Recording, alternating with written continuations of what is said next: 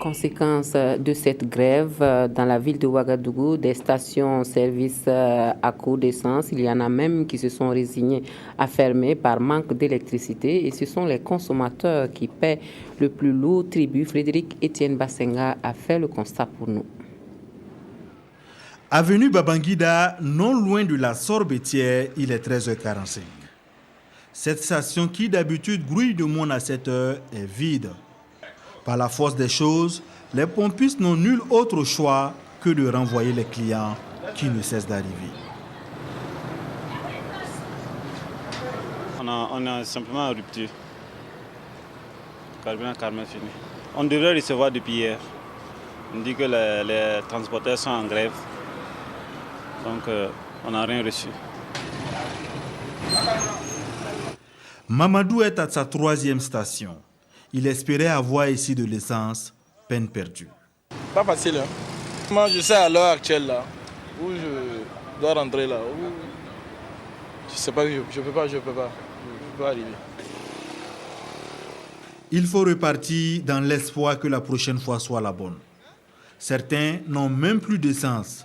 C'est le cas d'Ismaël, en provenance de l'Arlé, et après avoir déjà visité 3 stations sans succès, il était heureux de voir les véhicules stationnés à cette station sur l'avenue Charles de Gaulle.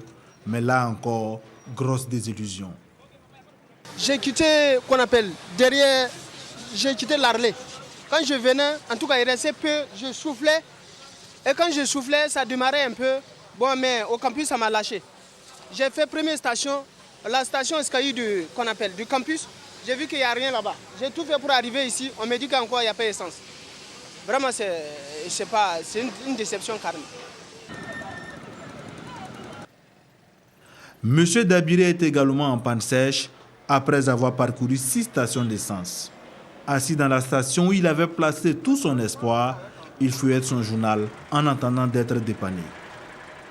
C'est pas normal qu'il y ait une rupture brutale comme ça. Ça veut dire qu'il n'y a pas de réserve dans nos stations, nos trucs qui gèrent les carburants là.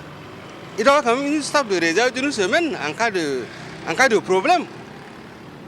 Il doit y avoir une réserve dans un pays qui se respecte, qui a une réserve de carburant pour, même si ça rupture que pendant une semaine. Ça se passe en 2 jours, les gens vont en grève de transport et puis le lendemain, il n'y a pas de carburant. Mais on n'est pas géré, on n'est pas dirigé. Ce n'est pas la gestion de prévision, ça. Certaines stations ont dû fermer pas par manque de carburant, mais à cause des délestages. Les plus grandes, elles, utilisent des groupes électrogènes. Mais là aussi, des difficultés subsistent. Il y a eu coupure de courant depuis hier. Et nous, on travaillait le groupe, ça s'est chauffé.